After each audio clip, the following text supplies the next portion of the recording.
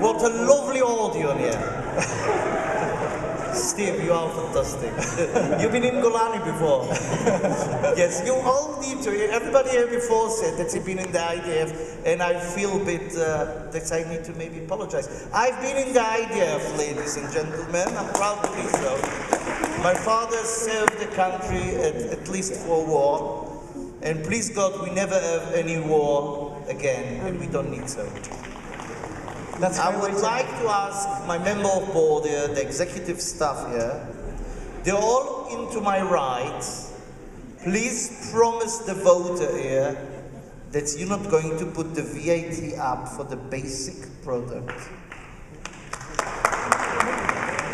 Please promise us that the Arnona is not going to be up, and not the water bill, as now we all have a fantastic rain, thanks to God.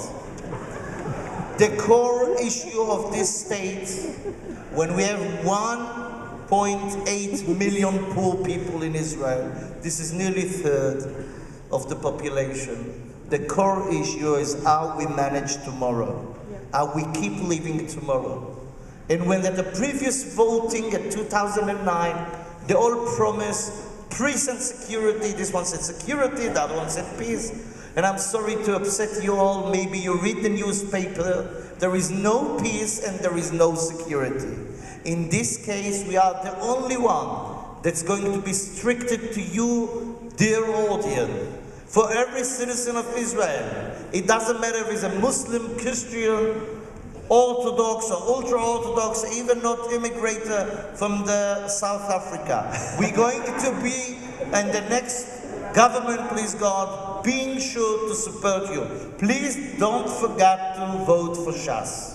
Thank you. Shem Tov Menachem. Aryeh Eldad.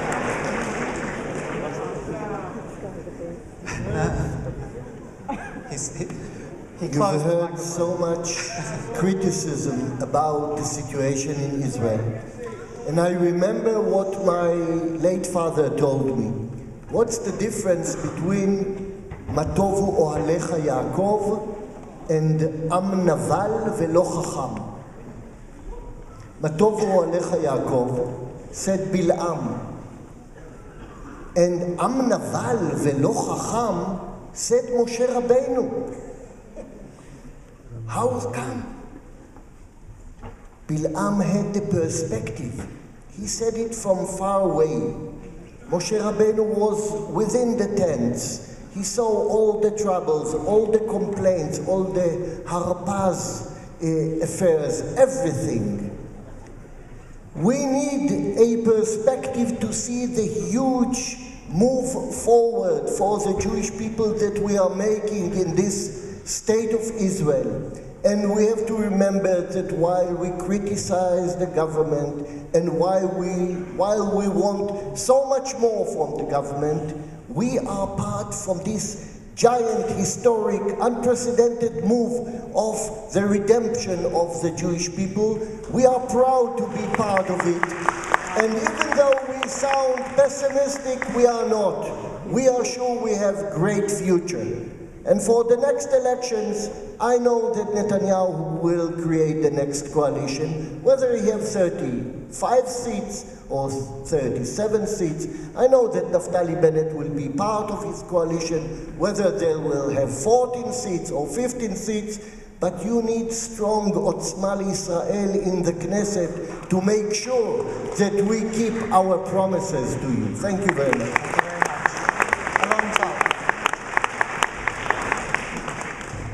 I moved to Israel, and a month later I was drafted into the Israeli army, served with the paratroopers, and fought in the Lebanon War. And now, some 25 years later, I find that my eldest daughter is an officer in the army, and my youngest daughter is now also in a special unit. I don't mind, I'm proud of them. My wife doesn't sleep as well at night as she used to, but I'm happy as long as I know that the government of Israel is doing everything it possibly can to reach an accord with our neighbors, to pursue a process of peace. Unfortunately, that has not been the case. So if you are in that 67% of Israelis who believe that a peace process is possible, yesterday Tzipi Livni had a press conference which she outlined in detail. And for those who feel that this is a chimerical, illusory dream, read Condoleezza Rice's autobiography and see just how close we came. So I would say if you believe that a peace process is possible, there's one party with the leadership, with the experience and the commitment. The Labor Party has some very good ideas, but its leader has called it peace now, her Feiglin. She's done everything she can to evade a commitment to this basic existential issue. We made our problems, we made our environmental problems, we can solve those. Let's see if we can't solve the problem with our neighbors so we can give Israel and our children a real Jewish state and a real life that they can enjoy. Thank you, AlonTal. Thank you. Yuli Edelstein. Thank you. It was a really nice Anglo debate.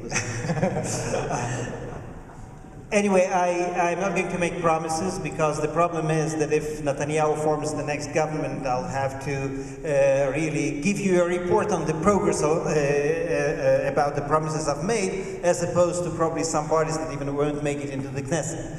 But what I want to say on a more serious note is that this debate or this discussion was really mind-boggling, because when people say, like my good friend and neighbor Jeremy says, we are talking about the values, and then gives this terrible example of half of his soldiers in his unit never visiting Jerusalem before joining IDF. That's exactly what this government is doing.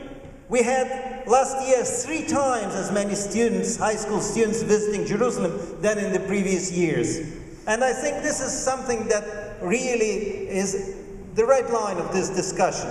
We are talking about energy and what will be your solution. This government for the last 3 years has been working in it. We want to bring peace. We want to make all these wonderful things happening in the Middle East. We are not selling dreams. If peace will ever come, it will come under a leader like Benjamin Netanyahu, and it will come according to the formula of the late Ronald Reagan, who said peace through strength. And I'm very personal on it, because if it were not for that formula those days, I would probably still be sitting in a cell in the Soviet prison, and there would still be Soviet Union, and there would still be less million Jews in this country, because appeasement didn't work then, and appeasement is not going to work in this area. I'm absolutely sure that in order to continue, for us to continue doing things we've been doing, we need strong Likud-Beiteinu. And whenever I hear people saying, okay, Netanyahu will be next prime minister, now, whom shall I vote for? I wonder, did he win a tender or something for prime ministership? He'll become prime minister only if people come next Tuesday and vote for Likud-Beiteinu, put Machal. Thank you. Next Wednesday. Herzog. For all those who are looking for a different alternative for the state of Israel, there's only one party that can form a government. We're short of 7 seats, 25 mandates, and we will form the government. There are 25% of the population who hasn't decided yet what to vote for, an unprecedented number. There are over 10 mandates that are going to be wasted on small parties who will not cross the threshold. Do not waste your votes, and all those who care for a different future for Israel should vote for Labor. We will change the economic social platform in this country. For all of you who I know volunteer and contribute and care and wonder how come there is 20% poverty in this country, how come so many people are seeking food, how come so many elderly do not have a shelter, and how come the middle class is being crushed? We're the only ones who offer a different alternative from the social democratic viewpoint that we hold and we present based on the best of experts in this country. And of course, we will be proactive in trying to reach peace in a careful, in a thought of manner. We will do our best to bring Israel a much better future. We can do it. Believe me, we have the best team to do it. Thank you very much. Thank you. Herzog. Jeremy Gimple.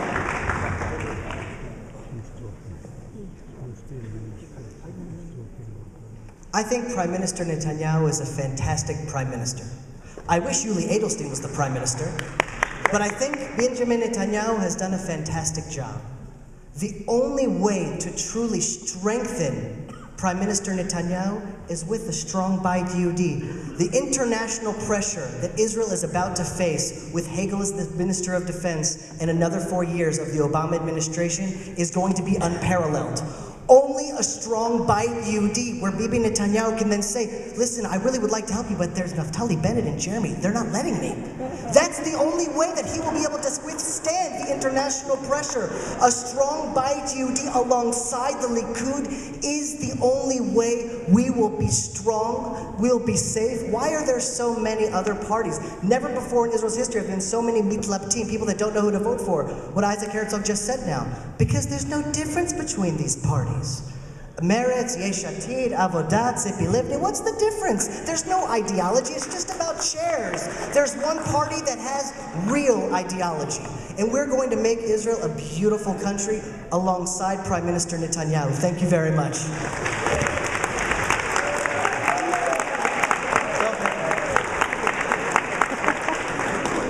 My dear friends, God gave us a beautiful country, and for the last 30 years, we've been fighting left versus right, and in the process, our beautiful country has decayed from within. I saw that firsthand in Beit Shemesh last year, as we had literally little girls in the street over 4 months being verbally assaulted on a daily basis. The Prime Minister, for political reasons, didn't help us. The Minister of Public Security from Likud-Beiteinu, for political reasons, didn't help us. The Mayor of Beit Shemesh from the beautiful Shas party didn't help us.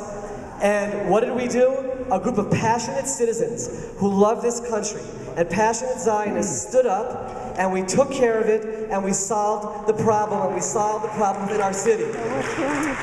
That is what Yesh Atid is standing up to do. No one tonight has talked about a comprehensive education plan. No one tonight has talked about electoral reform and talked about reducing the size of our government from this mammoth government to what it should be. No one has really talked about tackling equality in national service so that everybody serves and that everybody contributes in the workforce and they're one nation together. There's one party to vote for to attack all of these issues. We have a plan for every one of them to tackle them within the Knesset with legislation, and that is Yesh Atid. The list in Yesh Atid includes people with security backgrounds. Yaakov Perry, who's the former head of the Shabak, Miki Levy, the former police chief of Yerushalayim, successful mayors, successful activists in all kinds of realms who came together and said, it's time for us to work together. And one last point about a political reality. Right now, Yesh Atid is polling around 12, 13 seats. The reality is, if you study the political map, your options right now on the table are a Likud-Beiteinu, BaYit, Shas, and Degel HaTorah government, or you can put the hands, the moderate hands into the government, the ones who will make the government move forward without the influence of Shas, which has been systematically doing so many things to hurt the country over the last few years. We could have a government where we work together, but it can only happen if you put Poe into the ballot box. Pay hey, because we're here to serve you. All of us came from outside the political realm to make a difference. Banu l'shanot, the future of Israel is in all of our hands. Please join us, and let's make Israel the great country that it can be. Okay, our final candidates now. Laura. What I'd like just to suggest to you, is that each of you think what kind of country you want to see. I know my first really worrisome sign from the current government was when I saw how it was formed. There were 30 ministers. The US government has 15. I think that says something about the way the government is being run now. It's full of corruption and deals and people misrepresenting what they're doing and what they mean to do. I think we have to think about whether we want a country that has international support, that employs its armies along a border that is recognized and agreed upon, that has international backing, so that our soldiers, and it'll include shortly my children as well, will be positioned along a border and not policing 3.5 million Palestinians. I think everyone here has to think whether it really makes sense. And I hear from the responses here that a lot of people don't particularly like the Palestinians, and frankly, they're not my best friends either. But the question is, if you prefer and if you care about a Jewish democratic Israel, if you want to cultivate our country as it was founded, or if you want to force into it and include 3.5 million people that don't want to be there, that you apparently don't want there either. I think what we should be thinking about is what kind of country we want to form on borders that can gain international recognition. And I hope that people, before they vote, will do their homework and look, for example, at the kind of people who are in the HaYehudi. You have there people on the list in a real place, a person named Rabbi Dov Lior, who says that Jewish and non-Jewish is not connected to the BaBayit, but rather to Otzma LeYisrael. Okay. Laura, finish. He says there that Jewish and non-Jewish blood is different. In the BaBayit, you have people who said that Baruch Goldstein, a mass murderer, is a holy person. So I don't know, I hope that you look these things over, and I hope that if you want, whether it's a strong Israel of type A, B, or C, you make sure that the people who are going to represent you are people you are proud of. All right, the last thing I just want to say is that what I hope for is that Israel will use its strength to take some initiative, will read and respond to the Saudi initiative from 2002 that no one has responded to. We'll look at the Clinton plan, or better still, we'll take some other initiative, and we'll do something instead of fighting cat and mouse games along our borders. Someone needs to think big, think about what kind of country we want, and get us there. Thank you. All right. Ladies and gentlemen, I think you'll agree that we had all the elements of a great debate tonight. I'd like to thank all our speakers on your behalf. Please give them a warm round of applause. And we're going to conclude the evening with Rabbi Zev Lanton. Please stand for the singing of Hatikvah.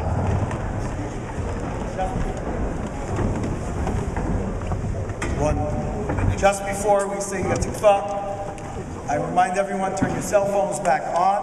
There are a number of different exits, as you can see, so you don't all have to converge on one exit. Choose the exit of your choice. You'll all get out and get home safely. One thing that's really nice, no matter what we have to say, we all sing the same song, Hatikvah.